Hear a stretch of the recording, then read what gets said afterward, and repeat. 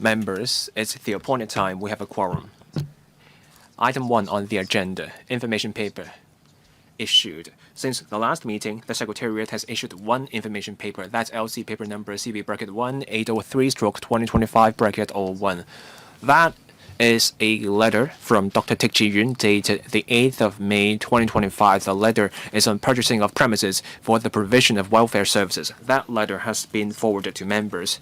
Now, as for the next meeting for discussion, members may refer to LCE paper number CB bracket 1757/2025 bracket 01 and also bracket 02. So our meeting in June, that will be a regular meeting that will take place on Monday, the 9th of June at 10:45 a.m. The administration has proposed two items for discussion.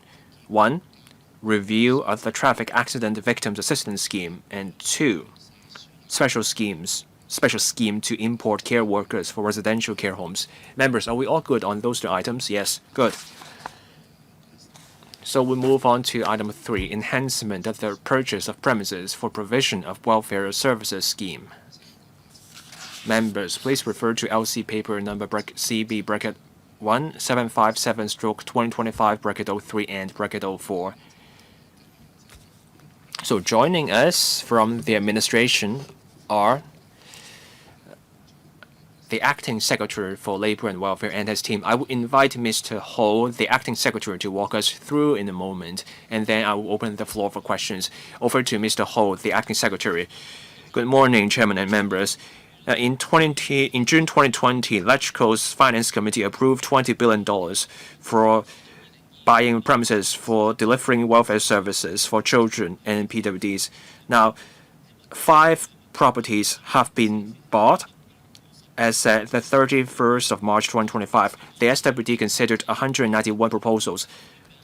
For 111 premises, those premises did not meet requirements about fire safety or barrier-free access. Those site area didn't meet our requirements, or those premises did not fit in with the nearby land uses, so they weren't appropriate. And for 28 properties, the landlords refused to break down the properties into small units for sale, or those came with longer tenancies, or in some cases, the landlords refused to respond. And in 20 cases, the landlords asked for too high a price, or landlords withdrew their offer. So we did not buy those premises. Let's look at the experience. The progress of procuring such premises depends on the availability of reasonably priced properties on the market. Those properties have to be suitable in terms of our requirements. There are specific requirements the government is looking at. Looking for such premises in the urban areas is particularly tough. That's because those properties were built many years ago, meaning those properties fall short of the currently stringent requirements on fire safety and barrier-free access. So we see a need to enhance the scheme. We have to relax requirements to meet the current needs. So our first proposal is to do away with the proposed list. That will allow us to make use of resources more flexibly, and that will help us meet the ever-evolving demand for welfare facilities. We also plan to be more flexible with the properties. For welfare facilities, there are height restrictions. For childcare centers, they cannot be taller than 12 meters. And there cannot be restaurants upstairs or downstairs. There cannot be massage parlors nearby. Properties meeting such requirements on the market are limited in number.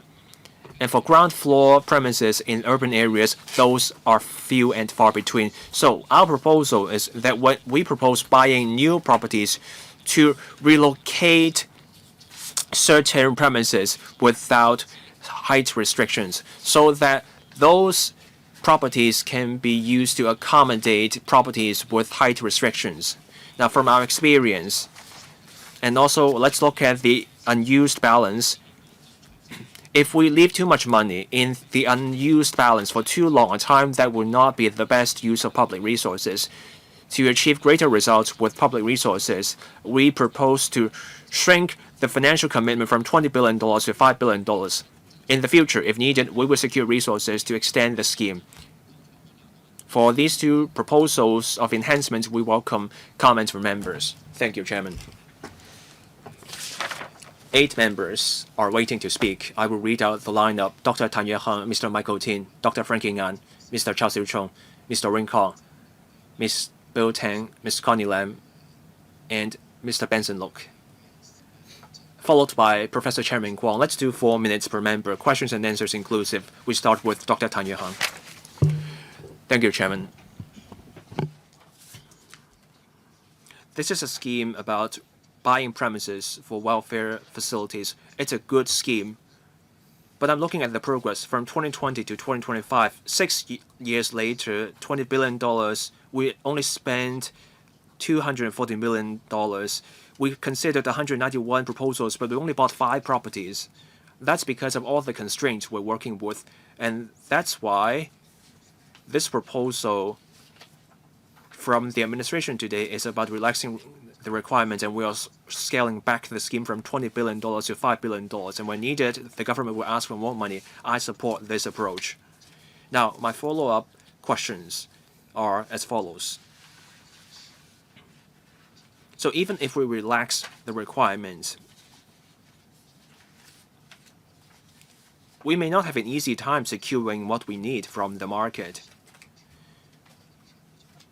So can we first buy properties that fit the bill?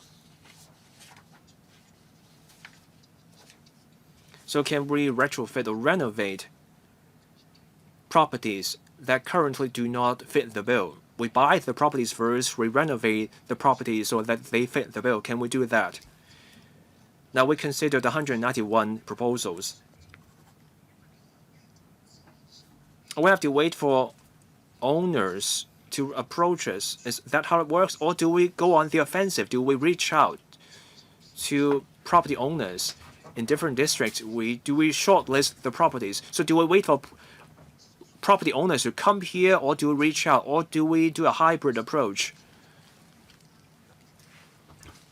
Now, on the workflow of purchasing premises, the paper says it takes 18 to 36 months to go through a sale proposal. The market may change drastically over 3 years. The needs of a landowner can also change. It's unrealistic for an assessment process to take so long. So as a next step, can we shorten the time it takes for negotiations? Otherwise, even with relaxed restrictions, you cannot get anywhere with the scheme. Acting Secretary, I thank Dr. Tan for supporting our proposals. So the first question is about who reaches out and the time it takes.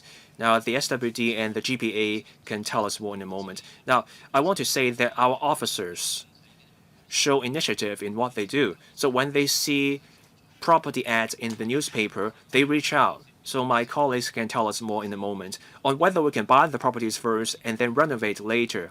I hope the member can see that for private properties, management of the properties involves not just an individual property owner. It involves the owner's corporation of the entire building.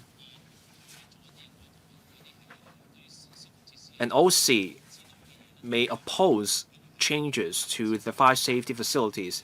We can buy property only to realize that the OC opposes any changes to the facilities. Then we will be stuck in a bind. So we first have to talk to the OC of a prospective property. We have to secure their agreement to changes, and then we will be on safer ground when it comes to the use of public money. Now, on the details, the Social Welfare Department can tell us more. Who will take the question, please? Thank you. Now, there's an annex to the paper. We plan to buy 158 properties for welfare service units. Our past practice went like this. We first identify the suitable services for the properties, and then we look at the needs of the welfare service unit and then we look at the area. In this process, constraints apply, because we have to first identify the service types and then we select the properties that fit the bill. If the property does not suit a certain service, we have to consider an alternative property, so that takes a long time. As the acting secretary said, we will exercise greater flexibility in the future. Say you have a property, it meets the requirements in fire safety and barrier-free access. We can think creatively. So we can accommodate welfare services not on the list for that property. So we can swap things around. So we can move an existing service unit to this new property to free up the original site for something else. So that means greater flexibility and shortens the time things will take. So that's one enhancement proposal we're coming up with. Mr. Michael Teen. Thank you, Chairman.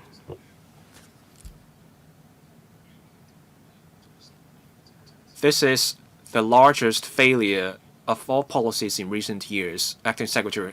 I'm not criticizing the Acting Secretary. Back in 2020, we had a panel discussion, we had an FC discussion. The officials back then are no longer here, so I don't want to lay the blame at the doorstep of the Undersecretary. I criticize this proposal for the logical inconsistency because electrical scrutiny will be limited. You already tell people how much money you have, and you don't report to electrical on the progress.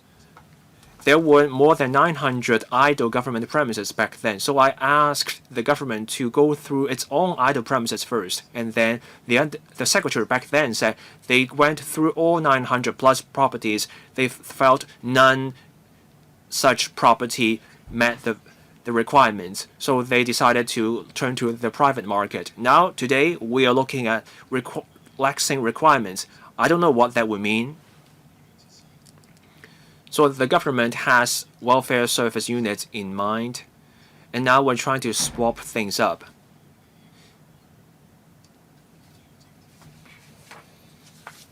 But there's no mention of the 900 plus government premises. Many government premises are on second floors or above. No mention in the paper. And now we're still earmarking $4 billion to buy premises from the private sector. So I'm guessing some of such properties will be on ground floors, others will be on the upper floors. So the government should be looking at its own idle premises, vacant premises. $4 billion is a lot of money. Can you hold on to the $4 billion? Can you hold on to the money and go through the 900 plus government vacant properties? If we're applying a different yardstick with the relaxation today, can we use some of those vacant government premises first instead of spending the $4+ billion, Acting Secretary? Now, I will invite my GPA colleague to tell us more about the vacant government premises. But I want to say that if the government has vacant government premises and we know they were usable premises, the Social Welfare Department and the LWB will do its best to reserve those vacant premises for welfare services. But there are different uses for the vacant premises, such as transition housing. But if there are suitable premises, we will secure those vacant premises.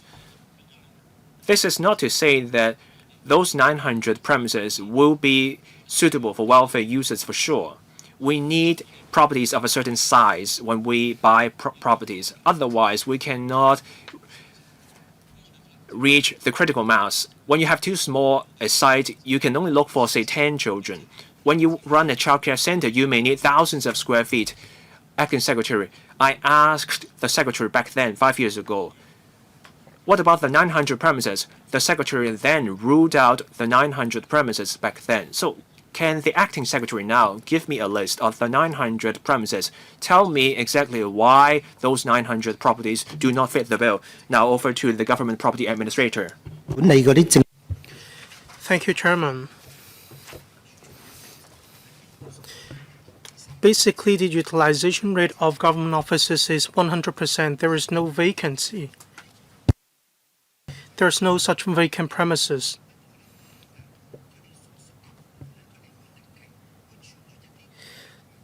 The departments responsible for these offices will circulate updates on a regular basis, and this information will also be forwarded to the Social Welfare Department. In relation to the 900 idle government premises under the GPA, there's none that the GPA can use. Is that what you mean? No, that isn't what I mean. Well, I'm controlling 46 government premises under the GPA. Can you give me a list of these premises? Government offices are mainly used to be government offices. There's a huge demand for government offices. Demand has been outstripping supply. That's exactly why we have to rent private properties to use as government offices.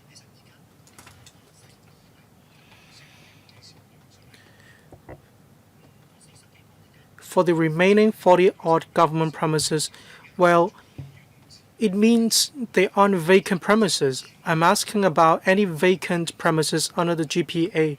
No, there's no vacant premises under the GPA. Well, if the department has vacant premises and they aren't willing to give them up to the GPA, you will have to buy from the private market. Is that what you mean? Well, you need to check the situation before getting back to us. $4 billion or so, that's quite a sum. Well, maybe the administration may provide supplementary written information. Well, regarding the number of 900 or so, I haven't heard about this figure. Probably Mr. Michael Tin heard about this figure from previous meetings. Thank you. Dr. Franking An. I have a few questions. First of all, I support this proposal. The proposed list will be removed. Does it mean you can provide all the welfare facilities? If not, what are the figures?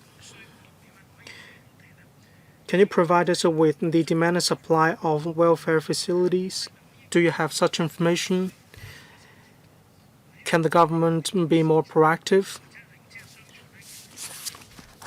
For shopping malls under the Housing Authority, there are a large number of vacant stores, say supermarkets, Chinese restaurants. They have already folded.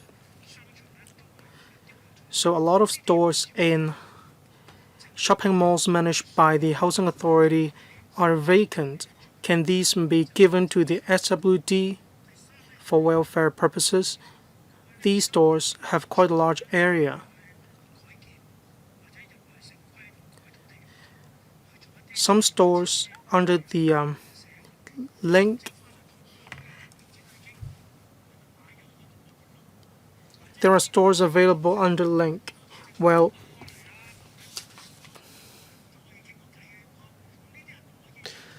the government is on good terms with the Housing Authority. Can we work more on this front?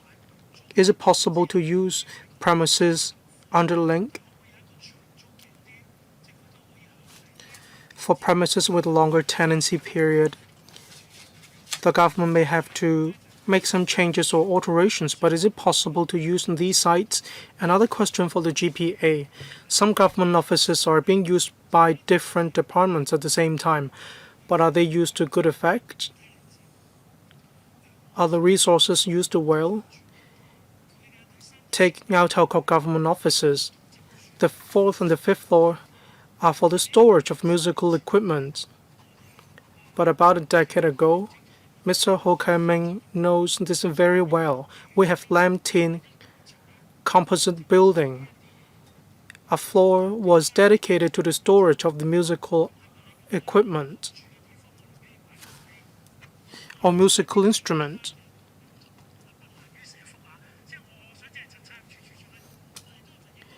Now we have the government property administrator with us today. It is high time we reviewed the use of government offices. Are they used well? Is it possible to use these premises for other purposes in order to make better use of these premises? I will ask Ms. Maggie Leung to give you more information. We are proposing the deletion of the proposed list of welfare facilities.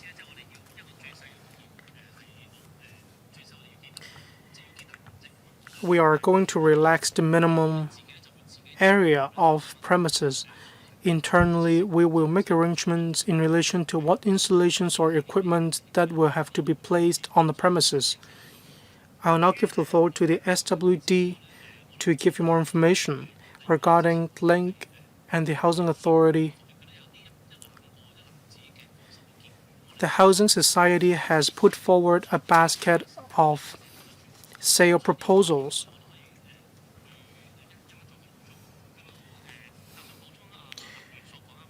We'll give you more information, but in relation to the music office, the premises aren't used to store musical instruments. They are for people to learn to play musical instruments. But I'm not familiar with, I don't know the situation well enough. I'll give the floor to the SWD and the GPA. Ms. Maggie Leung, thank you. Regarding the proposed list, there's no hard and fast requirement in relation to adhering to the list.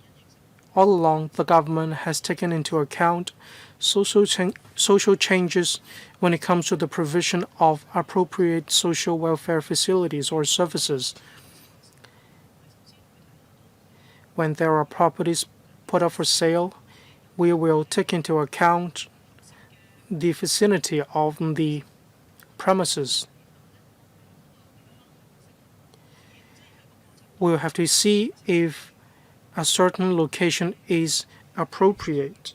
First of all, we take into account demands in the district. Then we also take into account the number of people on the waiting list. These are factors at play. We'll take into account these factors when it comes to buying properties. Over to the GPA. Thank you, Chairman. Every year, the GPA reviews together with user departments. We review whether the premises are used to good effect and whether they need to continue to use the premises under their use. We'll continue to keep the gate strictly. Well, if you ask the department themselves, of course, they will say that the resources are used to good effect. The key is that the GPA needs to play the role of a gatekeeper. When the music office has been moved to Lam Tin, then the government offices in Yau Tau Kok, the 4th and the 5th floors, could be used to store musical instruments. Well, in the course of the review, we will refer to the grounds provided by the department. Well, I remind members, a lot of members are waiting to speak on the lineup. Please give some time for the administration to get back to you and don't ask repeated questions. Thank you. Next member, Mr. Chao Siu Chong. Thank you. $20 billion have been earmarked by the government for about 5 years. $240 million have been used. The progress isn't satisfactory. I have already read the paper and I understand the difficulties facing the government. So I agree that we need to make adjustments to the scheme if it doesn't run well. Some premises may be vacated for new users to move in. The government has put forward new proposals. We had the proposed list, and regarding the amount of $5 billion, when will it be used up to purchase premises? How many properties will you purchase? Will you be able to provide us with the new or updated proposed list? In 2020, according to information papers of the Finance Committee, the government has been implementing multi-pronged approach to increase the provision of welfare services. The government needed to use $20 billion to buy private premises to provide welfare services in order to meet acute demand. We're talking about acute demand. Back then you decided to use $20 billion. It was necessary.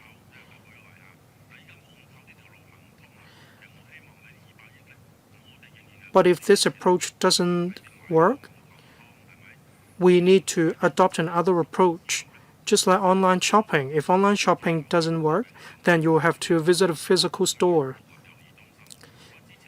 There are independent or standalone childcare centers. About 28, you will have to add 28 more standalone childcare centers.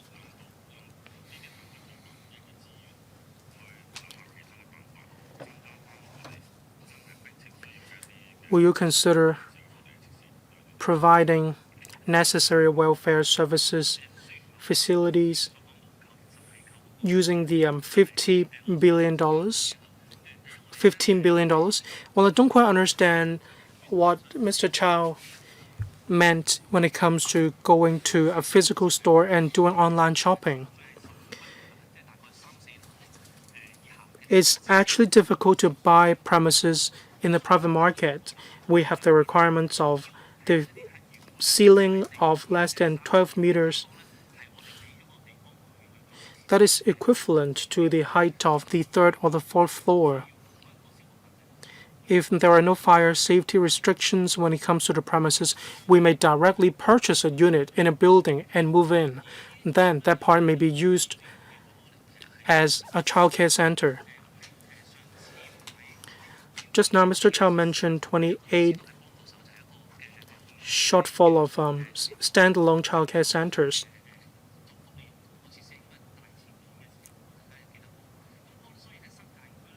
In the new territories area, 5% more of the GFA would be dedicated to the provision of housing purposes.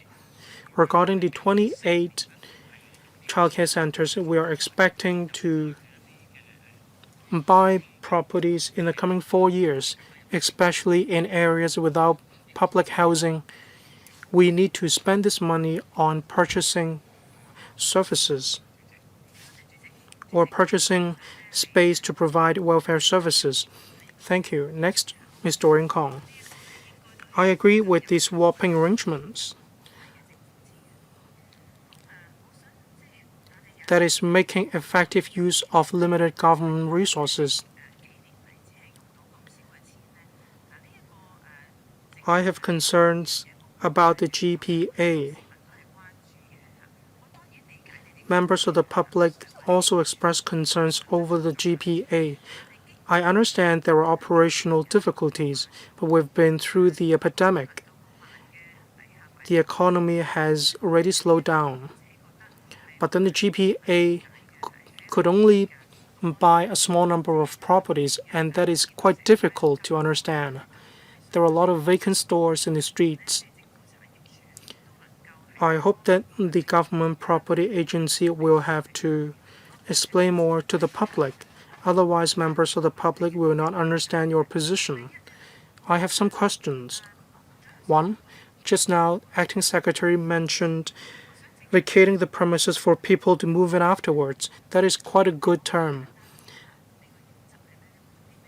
What are the principles in relation to the vacation of premises and for whom to move in? What is the principle you abide by? I'd also like to ask about the timetable. When it comes to the vacation of premises, what is the timeline?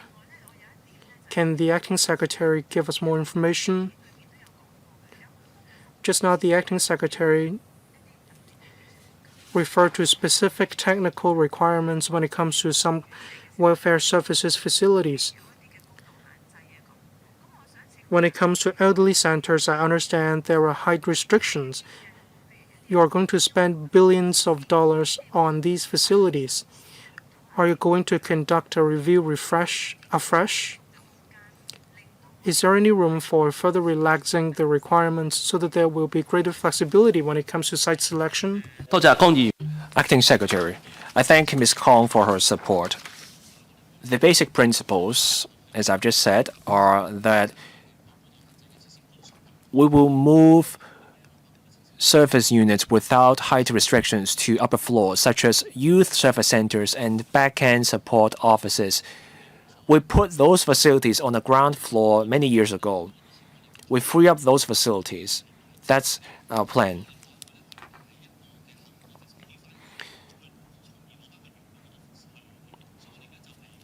Back then, when we secured funding for the purchase scheme, we did not have backup offices on our list, so we could not buy a place specifically for back-end offices and then move other facilities to the ground floor.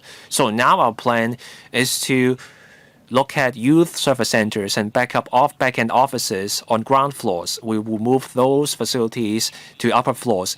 Our timeline is 4 years. On relaxing the fire safety standards, that's a point that we will have to talk to the fire services department about. Now, at the panel on welfare services, some years ago we also discussed fire safety requirements. Seniors are vulnerable groups, so are children.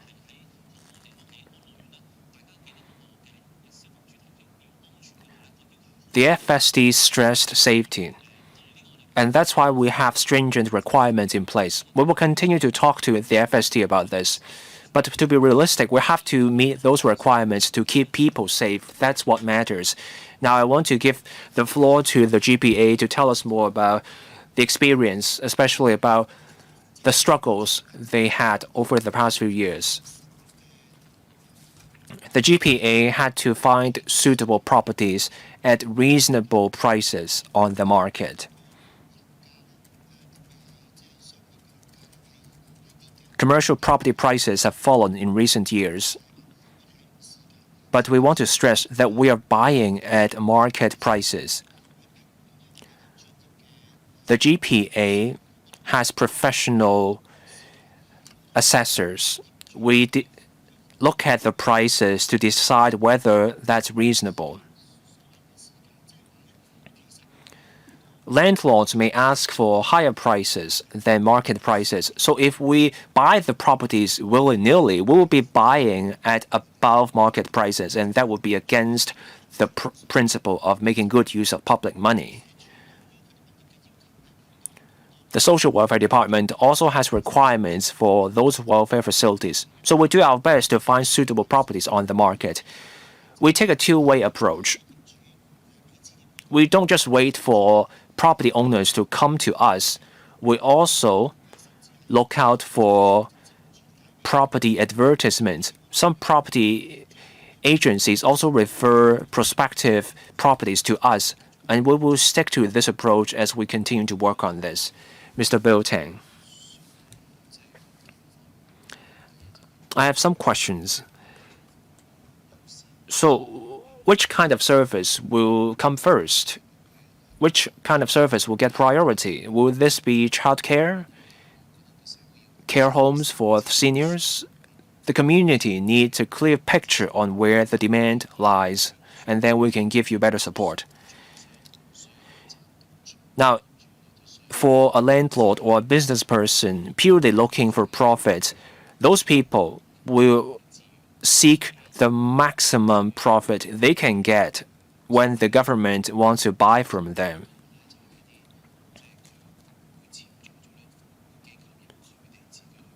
So can we get the prospective service providers of these welfare services to find the properties instead? When the property reaches out to prospective sellers, you can expect the result. Has my idea been given thought to? Now, on moving existing facilities, some service units occupy prime sites that are accessible and with barrier-free facilities. Those sites may not mind moving because their service users can take the stairs.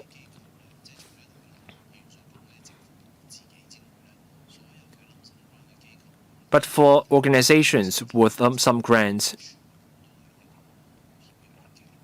they operate on fixed contract.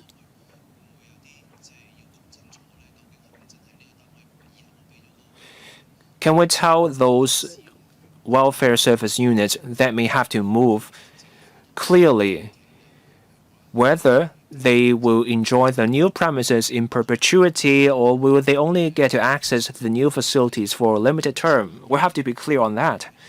Now, we earmarked $20 billion over the years. Has there been financial problems? So are we saying that the SWD did not invest the money in any way, and did we just leave the money there? Have we lost any money from the $20 billion sum? Acting Secretary, I will take the last question first. The $20 billion shows up on the account of the Social Welfare Department. It's part of the overall pool of public money. As for the other questions, Ms. Maggie Leung can take those questions. On priorities, as we said, we first have to look at the district where the property is. We look at the service needs in that district. There are services with a long waiting list, such as special childcare centers and also regular childcare centers. But childcare centers need licenses, and there are stringent requirements. So when a property meets the licensing requirements, we will give priority to having a childcare center or special childcare center on those premises. On NGOs, for subvendor services, we enter into 5-year subvention and service agreements with those NGOs. But the premises are linked to the services. And that means when a service provider no longer provides those services, a different service provider will come in and provide the services. So we don't have to worry about whether a place has been given to a particular service provider. Next, Ms. Connie Lam.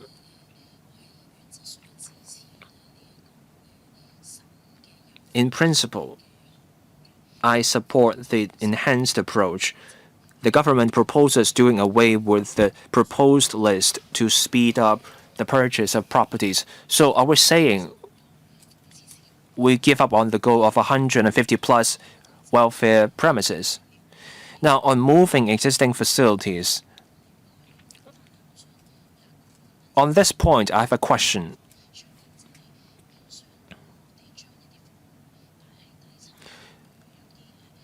Will we putting some facilities on the ground floor while existing services on the ground floor will move to the upper floors?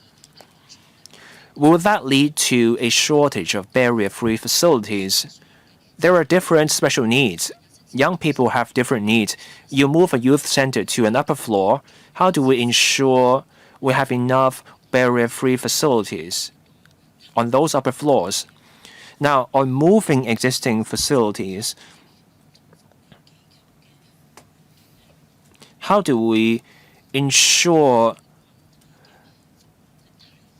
that the service experience will not be affected for different welfare organizations? How do we ensure that the new properties we buy and the properties existing facilities move to will maintain the same standard of service? Will there be a third party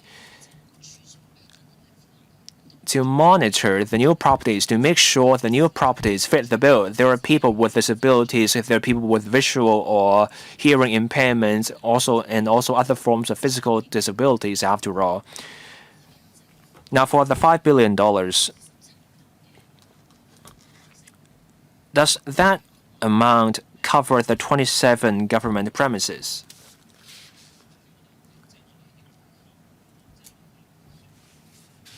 The proposed list represents the shortage of premises.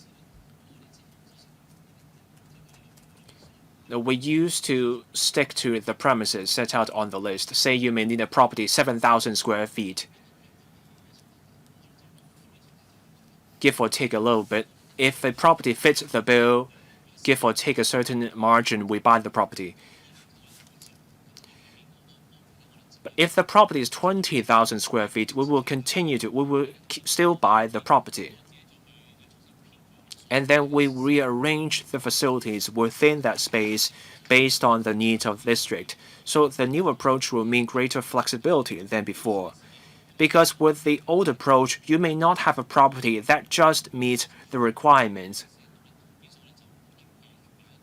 So that made it hard for us to buy the right properties under the old approach.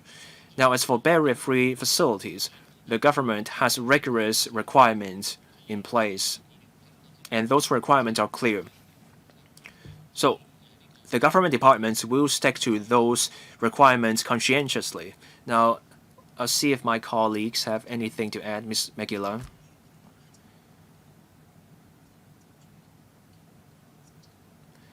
Ms. Connie Lam raised a question about the 27 properties.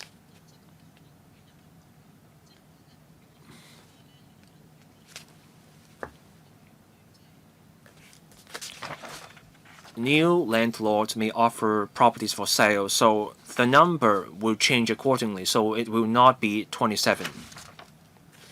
We will also consider the remaining proposals. We will look at what services those properties are suitable for. We will work with the government property agency to find the right properties for the service needs. We're also considering certain properties at this moment. In the interest of time, I will draw the line here, so we now move on to Mr. Benson Look.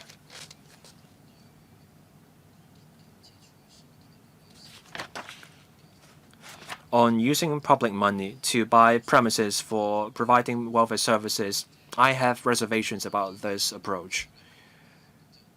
The intention is to buy the properties so that you don't have to pay rent in the future.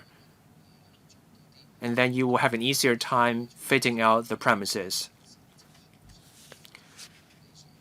But the reality shows that things leave much to be desired. 191 proposals have been considered over 5 years, but only 5 properties have been bought.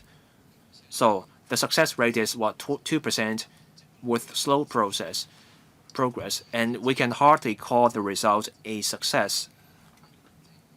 It's $20 billion. Public money. The government was trying to buy properties from the market. What does the market make of this? That's why I have my grave reservations about the scheme. Now I turn to my questions. The success rate is so low. And then there are different constraints, as we can see from paragraph 3 in the paper. Why are we still keeping this scheme? I know we're shrinking this scheme from $20 billion to $5 billion. Why stick to this scheme? Will we consider ditching the entire purchase scheme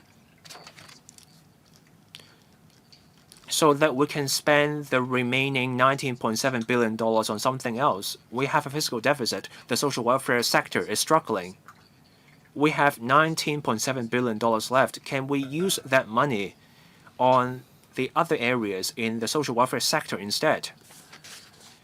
Now, my second question, and this question actually has been raised. Now, if we stick to the $5 billion scheme,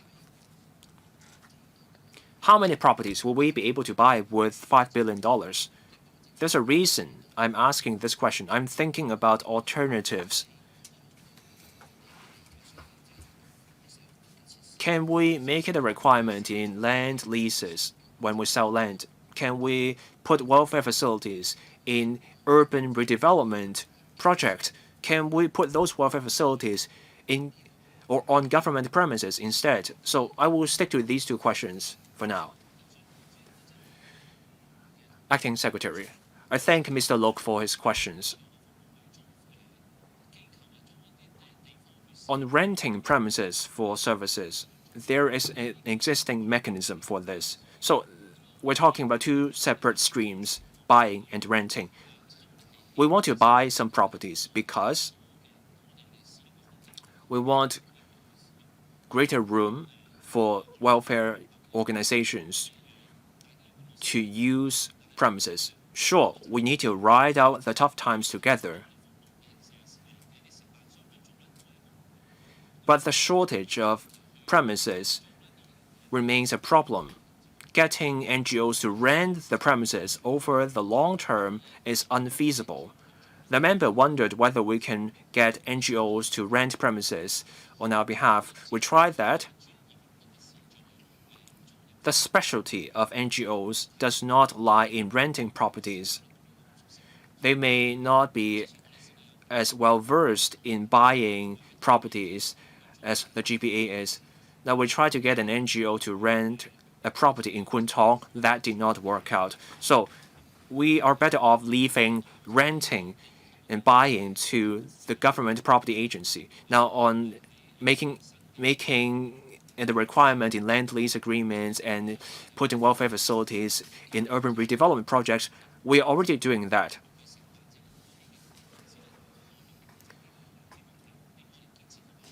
And that's why we're sticking to this scheme.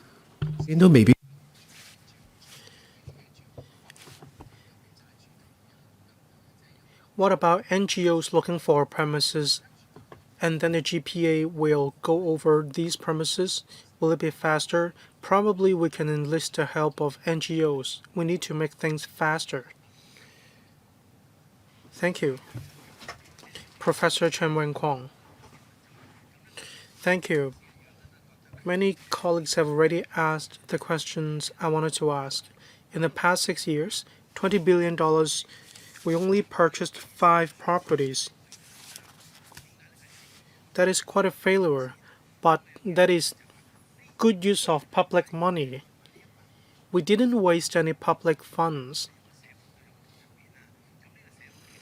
The 5 properties were in relation to the provision of welfare services, the demand for which is high. Does it mean we no longer have the goal of buying 158 welfare services locations?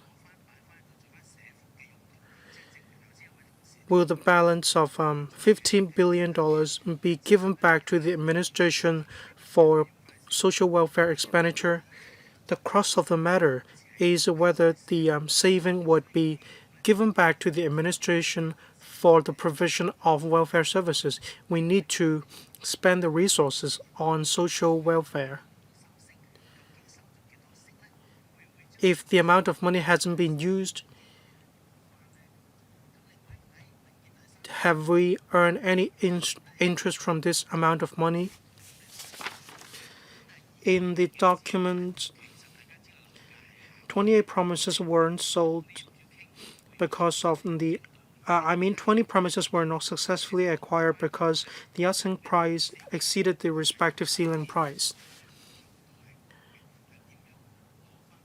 It's good that you have tightened the purse strings, but I'd like to know, for the money saved, what are you going to do about it?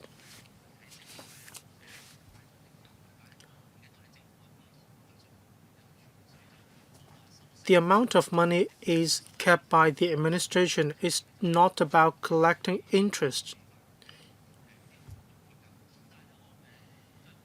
So we cannot give any amount of money to the industry to spend. We are adopting a multi-pronged approach. Just now we mentioned $20 billion, and we are putting in place different measures to tackle the shortfall of welfare services. Save 5% on the GFA, gross floor area, as well as the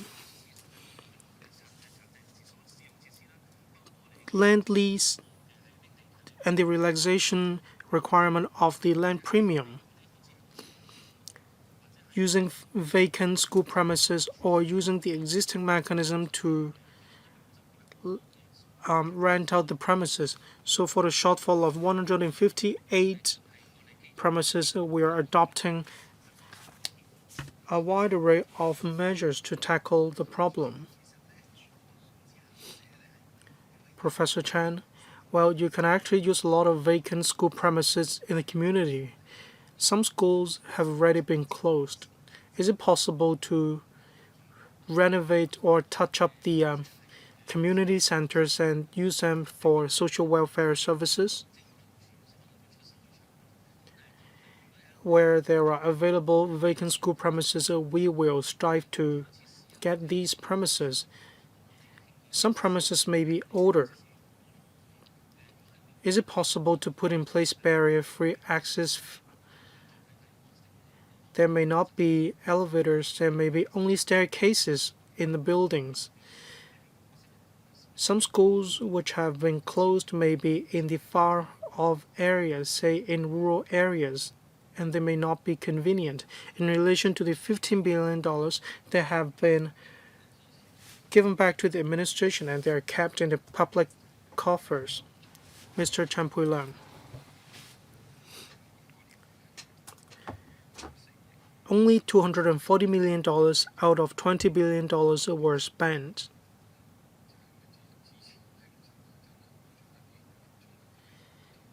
Does it mean the administration didn't conduct evaluation leading to this result? 5 years have been wasted, and we do need to take stock of the situation and learn the lesson. In the information paper, in paragraph 6, you mentioned providing social welfare services in private premises. The real estate market is not doing well. The land sale program isn't doing well either. Now you are proposing to add social welfare facilities in the private market. Have you actually discussed it with Development Bureau and other policy bureaus to gauge the feasibility of such an arrangement? Otherwise, this may be at odds with the overall policy of the government, and it may not work. In relation to the proposed list, I agree that we may make flexible arrangements and we may do away with it. What about any alternative arrangements? I fail to see any alternatives to removing the proposed list. If there are no plans, probably you cannot achieve the goal you might have. So I'd like to know whether you have any plans or follow-up work in relation to the cancellation of the proposed list. Acting Secretary. Thank you. Well, we're on the same page with the Development Bureau. We'll discuss it with the relevant policy bureau, and we will also gauge the suitability of a plot of land, whether we should put social welfare facilities in the land lease. Our policy hasn't changed. Regarding studies, I'll give the floor to the GPA to tell members of what lessons they have learned. And if we do away with the proposed list, there may be relevant minimum area requirements. Ms. Maggie Leung from the SWD. Thank you, Chairman. In relation to the proposed list,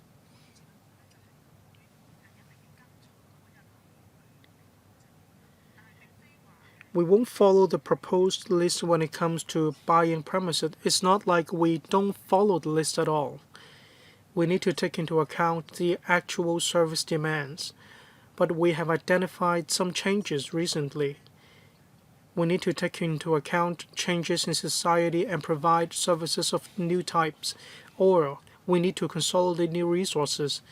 Say there are daytime rehabilitation centers, and they will have to be changed into integrated rehabilitation centers. So the proposed list isn't a hard and fast requirement when it comes to purchasing properties. We need to take into account demands in different districts. When the waiting list is very long, we will accord priority to buying properties to provide social welfare services. Next member, Mr. Kenneth Leung. Thank you, Chairman. In relation to the purchase of premises for provision of welfare services, the situation leaves much to be desired in recent years. We've only managed to buy 5 properties in these few years. I have some questions to follow up with the administration. Just now, the acting secretary mentioned 191 schemes.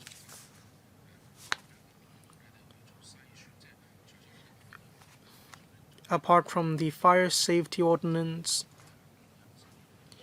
what other factors have you taken into account in addition to price, for instance? How did you make evaluation? Can you tell us more about the process? Have you considered removing barriers? Just now, Dr. Frank Chi-yuen asked a question about renting premises like the concept of the community living room.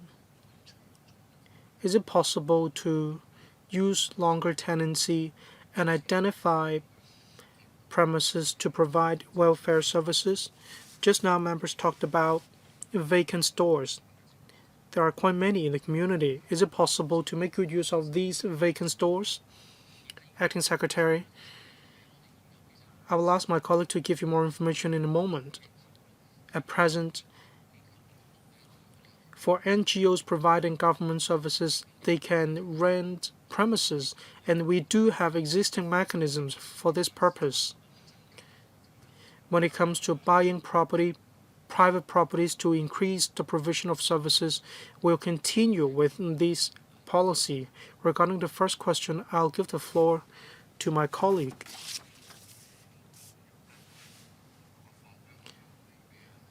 Please switch on the mic for the official. Am I coming through? Yes, thank you, Chairman. Mr. Alan Yong, regarding the 190 properties put up for sale, I consider the locations appropriate or suitable. They can meet our demand. Our colleagues will conduct site visits to the premises to gauge the actual situation.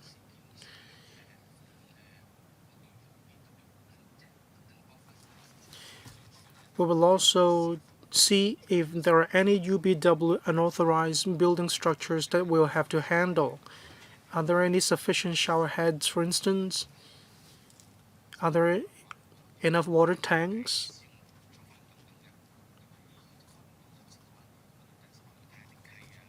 Afterwards, we'll go over land leases and discuss it with the GPA. Then we will discuss the price with the landlord.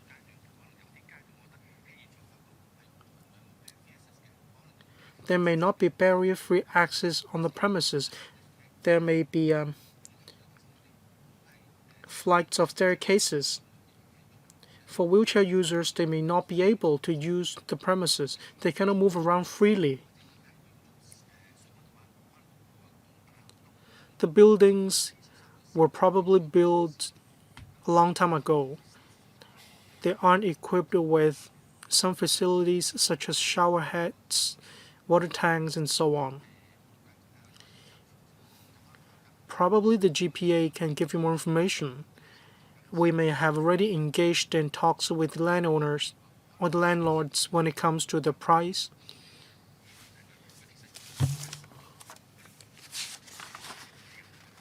Some members asked whether we followed up with the landowners or the landlords. Yes, we did.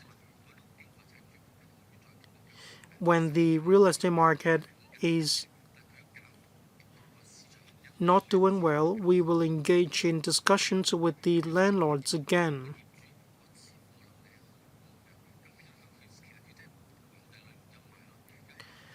Some landlords don't feel the urgency to sell premises.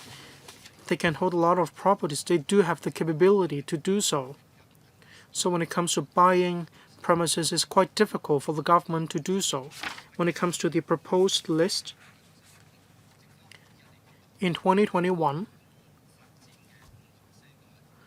the government used 5% of public housing area to provide welfare services in Yunlong, Fanling, the Northern Metropolis.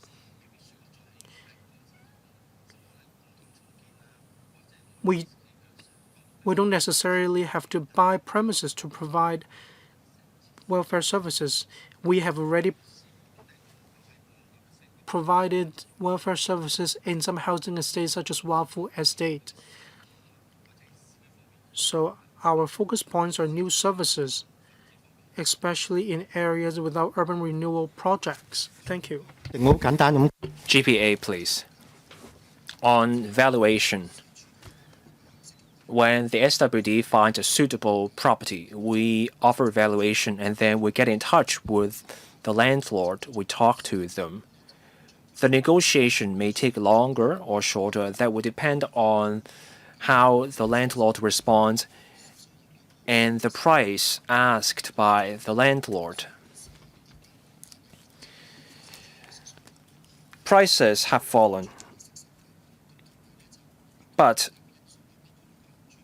landlords are reluctant to cut prices. And for repossessed properties, banks have been reluctant to lower the prices further. We find the suitable property, we only buy at suitable market prices. We have valuation officers. They set the maximum reasonable price, and then on that basis, we talk to the landlord. We negotiate with the landlord. Some landlords returned, offering a more reasonable price in the end. So I think you will need to get a surveyor to help you. You have to set the terms first. If you simply cast a wide net, you will have a hard time. So can we have a first round of vetting by a surveyor? Otherwise, you will have a hard time buying the properties with the $5 billion. A quick comment, Chairman. The government needs to enhance the way it finds properties. We have just heard some specific requirements like UBWs, etc. Those things should be out of the way early on. So you need a list of clear requirements, and then you can take a look at the proposals later on. Mr. Stanley Ng.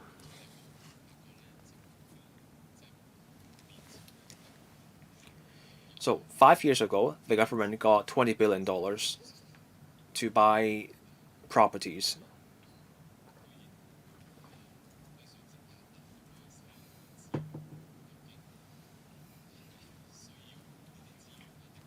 And then the government has been spending very little of that money. So the question is, does the government really need that money? It appears like the government is trying to spend the money it has as much as it can. So a sum of money is made available, so the departments try to spend the money. But after all these years, you only manage to buy a few premises. Is that an example of making good use of public resources? So the public wonders whether the government really needs the money. If there's no need for buying such properties, then the effort would have been unwarranted. And then you have a question. Do you need to buy premises or do you need to simply rent premises? You don't always need to buy the premises. Renting may bring better value for money.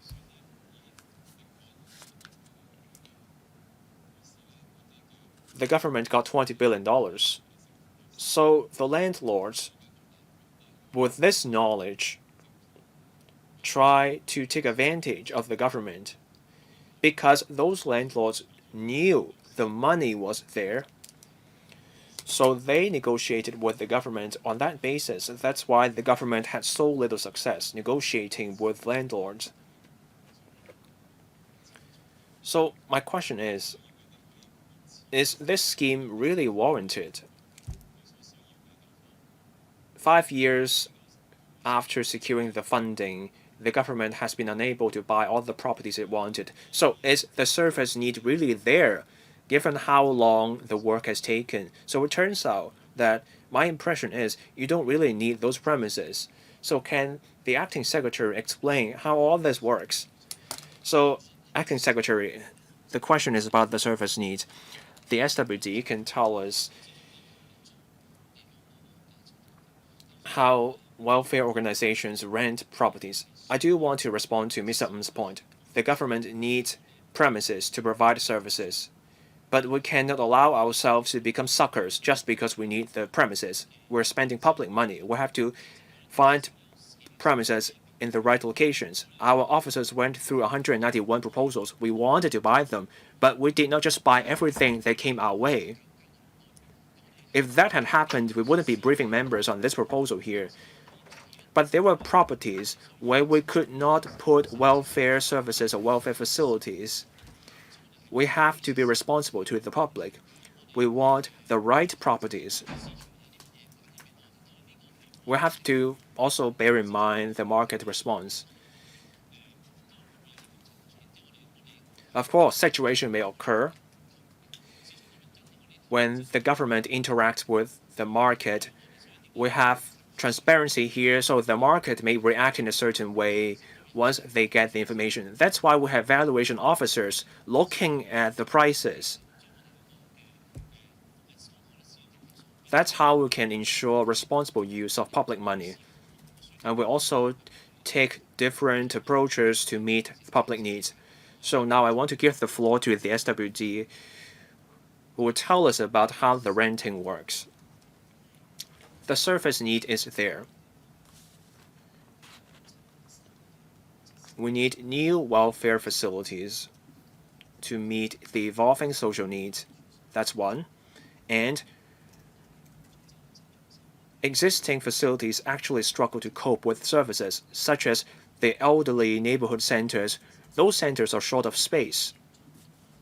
So those centers are already renting premises.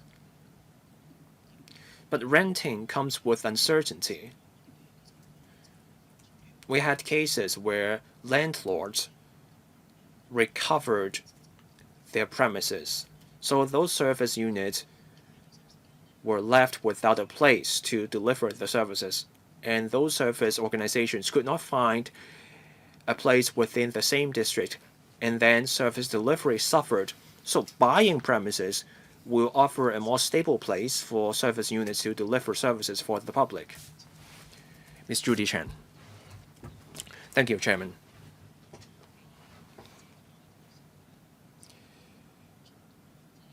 I share other members' concern about the slow progress we have seen. So the government looked at 191 proposals.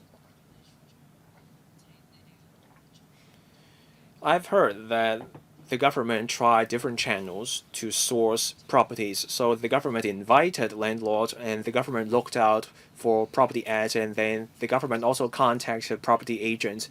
So do we have details on the 191 properties? So how did we source these 191 proposals? So Acting Secretary, how did the government find the 191 proposals? Government Property Administrator. So it's the usual channels. Property owners offer the sites for sale. I want a number. So I don't have the breakdown of on the 191 proposals. I just checked the website of the GPA myself. I looked at the invitation.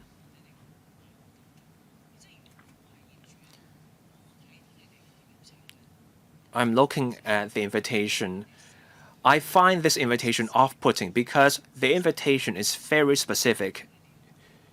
For a childcare center, you want 689 square feet or square meters. And then for a co-parenting center, you want 281 square meters. And you are very specific with your requirements. So if I'm a property owner, I find it off-putting. So do I have to meet your specific requirement before I qualify?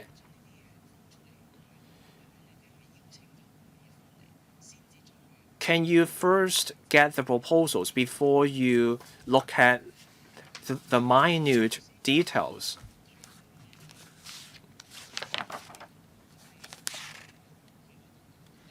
You have the Housing Authority and the Housing Society, and for new public housing developments, 5% of the GFA will have to be used for welfare. And then we also have the Urban Renewal Authority. They roll out new projects from time to time. Have we talked to the URA? Have we asked the URA for properties? Acting Secretary. I thank for Ms. Chen for her questions. We are proposing to do away with the proposed list because we are of one mind with Ms. Chen. We want flexibility in the area of the properties we buy. So someone with a property 100 square feet over our requirement will not qualify. That's why we want greater flexibility now. We simply propose a minimum area. Any property that goes beyond the minimum area is fine, and then we make up our mind about what services will fit into that property. And that will make it easier for market players to submit proposals to us. We can also buy properties on upper floors. That's why we are optimistic about the progress in the next few years. We think we can buy more properties in the next 4 years, 20 properties or so in the next 4 years for the public use. Now, on the second point, the SWD will take the question. So it's a question about the URA. Now, for redevelopment under planning, we work through the Planning Department, the Lands Department, and the Development Bureau. We talk to them about the welfare facilities we have in mind. If it works out, we build the facilities there. Now, for completed redevelopment project,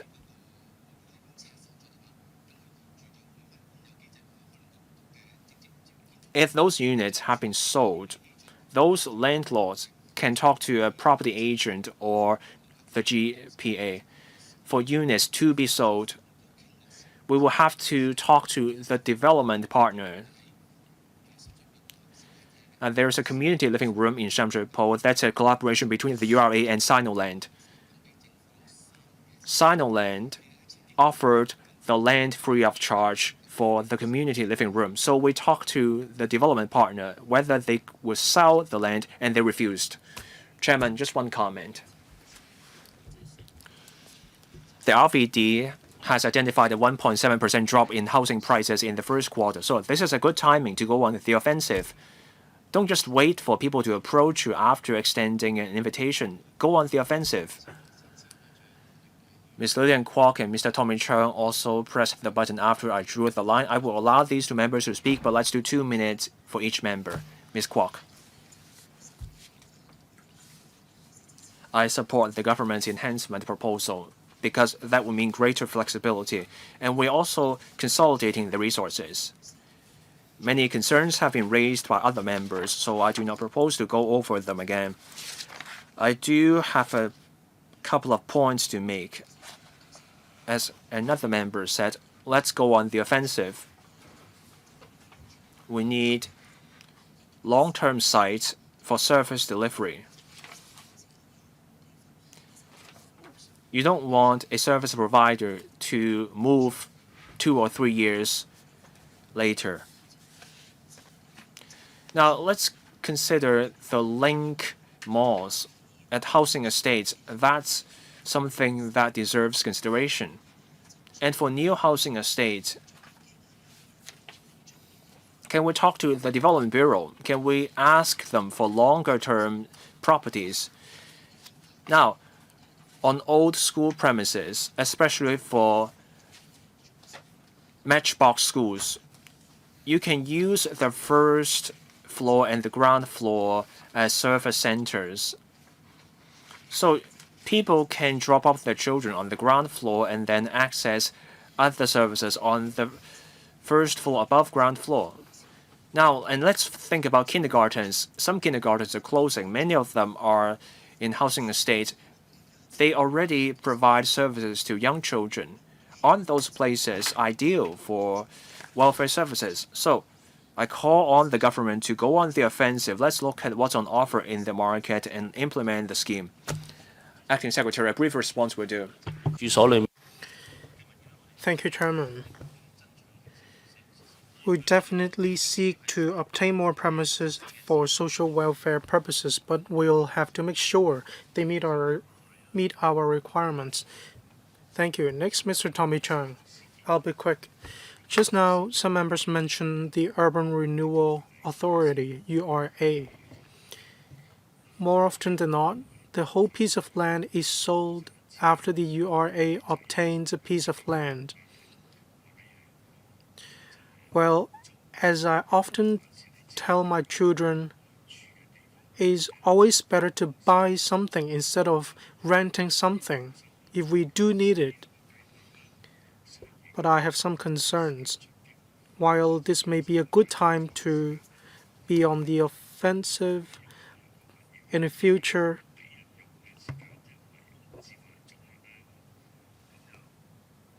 if the premises are left vacant, we may have to rent them out.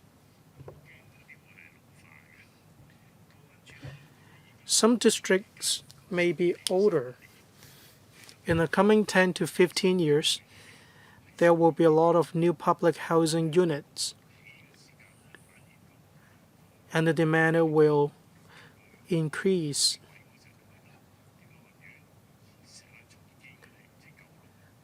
For elderly homes, when you reconstruct elderly homes,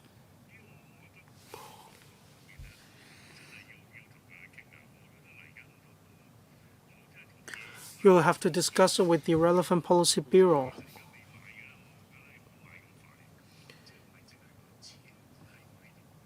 Don't rush into buying more premises.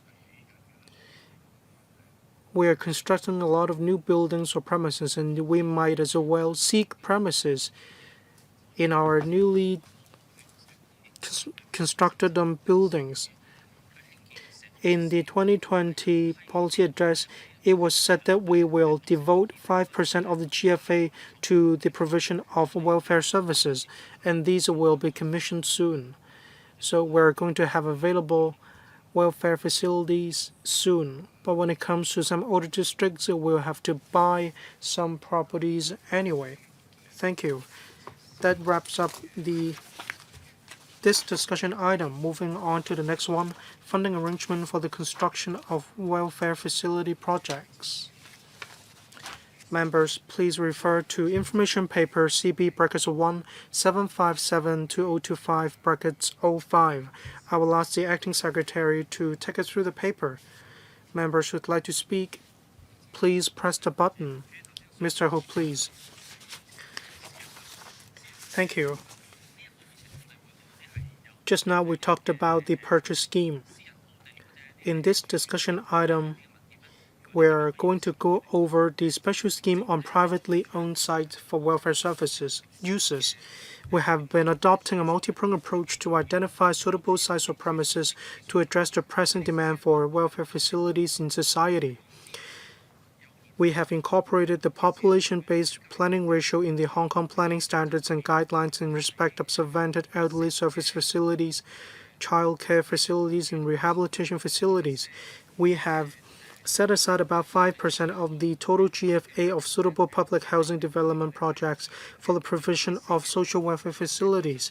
Clauses will also be included in suitable land sale programs, lease modifications, and land exchanges to require private developers to construct welfare facilities as specified by the government.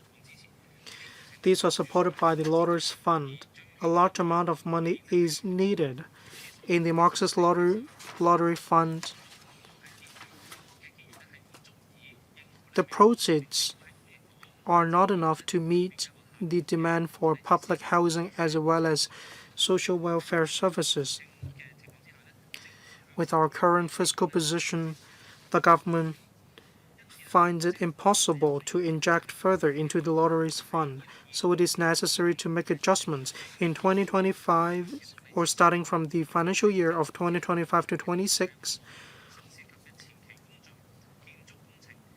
Construction, pre-construction activities, fitting out, and the purchase of furniture and equipment will be financed by the Capital Works Reserve Fund, CWRF. In relation to the special scheme, applications can still be made to the lotteries fund.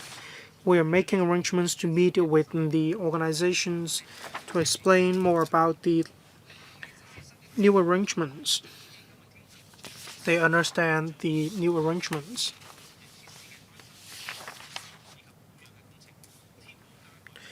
Under the new funding arrangement, the recurrent income of the lotteries fund will be sufficient to cover non-recurrent expenditure, including renovation, routine repairs, and maintenance of existing welfare facilities, the replenishment of furniture and equipment, and so on. The lotteries fund will be able to rely on Mark 6 lottery proceeds and investment income to ensure its financial sustainability. We will seek funding, and we will also present the details to the Public Works Subcommittee of the Finance Committee after consulting this panel. We will also apply to the Finance Committee for the upgrading of the relevant projects to Category A status. We will seek funding from the Legislative Council in order to implement these projects. We welcome members' views on the special site scheme. Thank you. 3 members have pressed the button to request to speak. They are Professor Chen Wen-kwong, Mr. Ambrose Lam, and Mr. Chao Siu-chung. 4 minutes each. Thank you. Questions and answers included. Thank you, Professor Chen. Please, I have some questions about this discussion item. The lotteries fund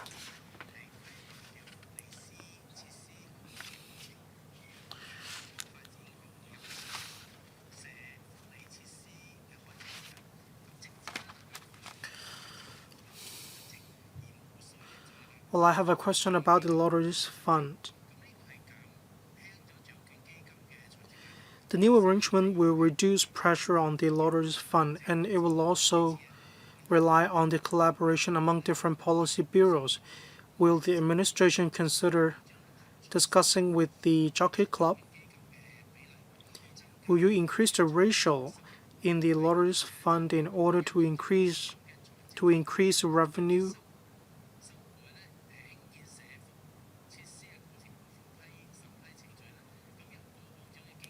In the past, the lotteries fund provided funding.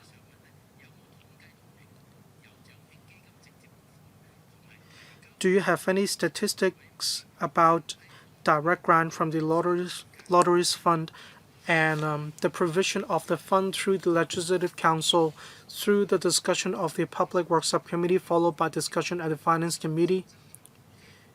Will it make the entire application process longer, which would then affect the provision of social welfare services? In paragraph 12 of the information paper, organizations have been briefed on the new funding arrangements. How many organizations have you got a hold of? Which NGOs will you contact to explain the new arrangements in order to allay their concerns and ease or clear any misunderstanding? Thank you. The lotteries fund is a little bit different from other funds. There is fund in the lotteries fund. When I went to the Finance Committee to ask for funding, the lotteries fund actually has already set aside funding for different projects. So, given the fact that there are already funds under the lotteries fund, why are you still asking for more funding? Actually, for the fund under the lotteries fund, they have already been set aside for different projects. That's exactly why we still need to ask for further injections into the fund.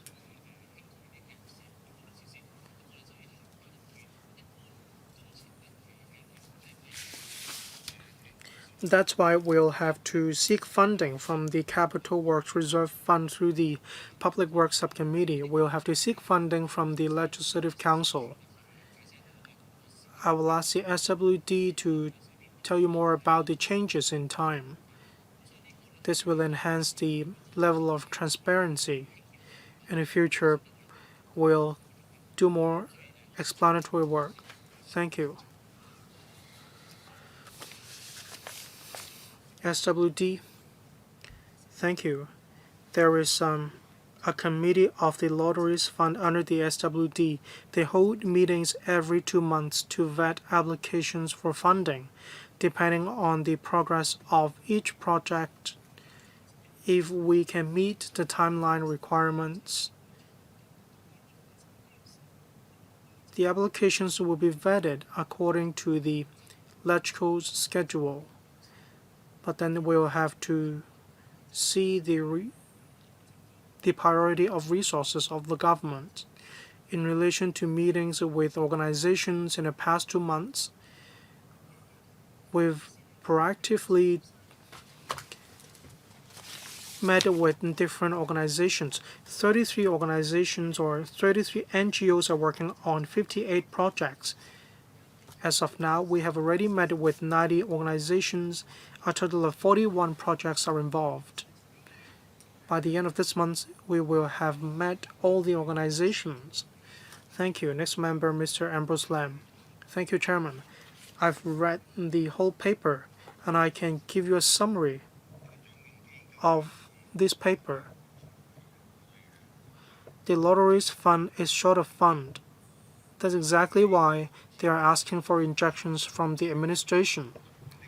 The expenditure isn't cut anyway, and they are simply asking for more money.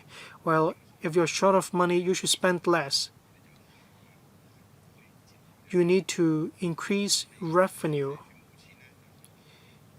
if you are not going to retrench. Otherwise, the problem of a fiscal deficit will only worsen. The jockey club has a lot of gambling proceeds, and then they are still asking for basketball betting duty.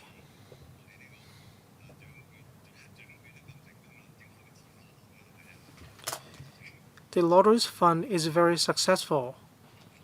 Should we create even more betting items? Thank you. Thank you, Mr. Ambrose Lam. The expenditure and revenue of different policy bureaus are under the purview of a dedicated policy bureau. Say healthcare, innovation and technology, education.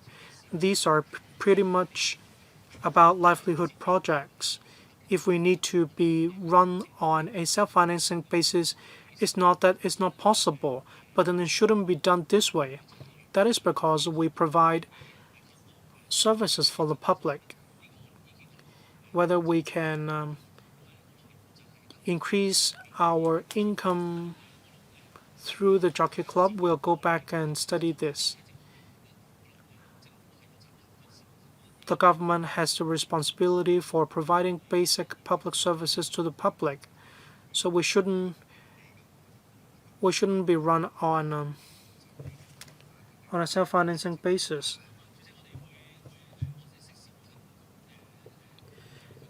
In due course, when we run short of fund, we will seek funding. Thank you. Next, Mr. Chao Siu-chung. Thank you, Chairman. I support the funding arrangements.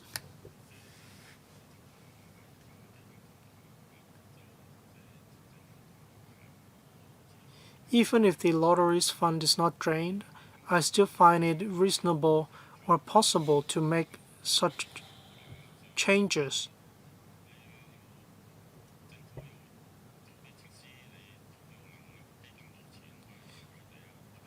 It's quite weird if the government needs to ask an organization to provide funding if it wants to take forward some projects. Now we have the Capital Works Reserve Fund that will ensure more effective monitoring of the use of public funds. When the funding arrangement is changed in the future, when NGOs come to the Council to ask for funding, they need to use the established mechanism. In other words, they will have to go to the relevant panel, then a Public Works Subcommittee, followed by the final decision of the Finance Committee. Are NGOs familiar with the process? Will the government provide assistance?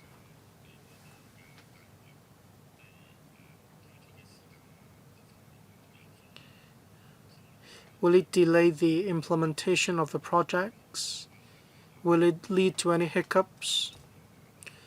I hope the administration will pay more attention to these.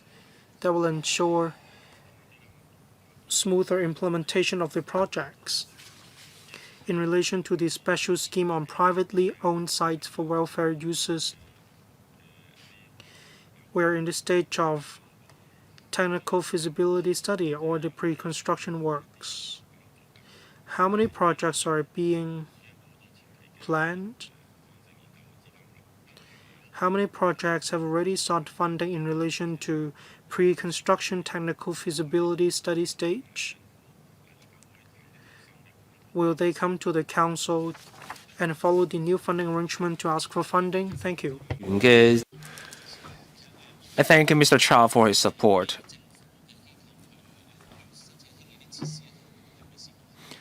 We have had cases where non-government organizations apply for funding through LegCo.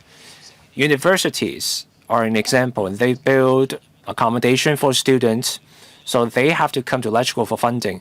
We help those parties when they apply for funding through LegCo. We go through the necessary procedures. I thank the member for his reminder. We will go through all those steps. On the number, the SWT can tell us more. Ms. McGillon, there are 24 projects at the stage of technical feasibility study. 20 projects are at preliminary planning.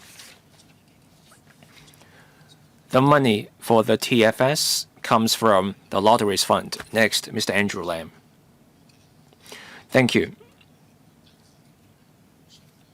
I have a question related to Mr. Chow's second question.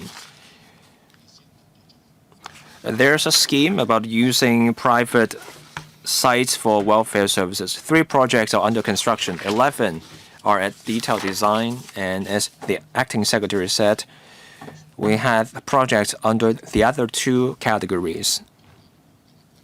So we're changing the rules of the game.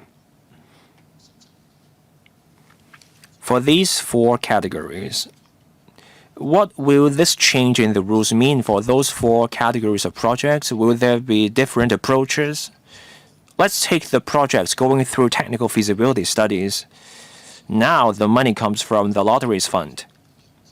Now, assuming those projects clear the TFS, the money from the Lotteries Fund is spent on validating the feasibility, and then the projects move on to detailed design. Those projects will have to apply for funding through LegCo. So that's my reasoning. I want to find out, though, for projects already under construction, will the change in the rules mean no impact on them? What will be the specific difference that the new rules make for detailed design? Chairman, Ms. McGillon can take those questions. 3 projects are under construction. Those projects will not be affected because funding has been secured. As for the 11 projects going through detailed design, once the design is done and the projects go into construction, those projects will have to come to LegCo for funding for the works. Now, for feasibility studies, projects under feasibility studies, they also have to apply for funding under the Capital Works Reserve Fund. I have a quick follow-up question. So the existing balance under the Lotteries Fund has enough money for the existing projects to complete whatever they're supposed to do? Yes, thank you. If no other members wish to speak, we can conclude the discussion of this item here. Next item, any other business? There being no other business, I adjourn the meeting here. Thank you.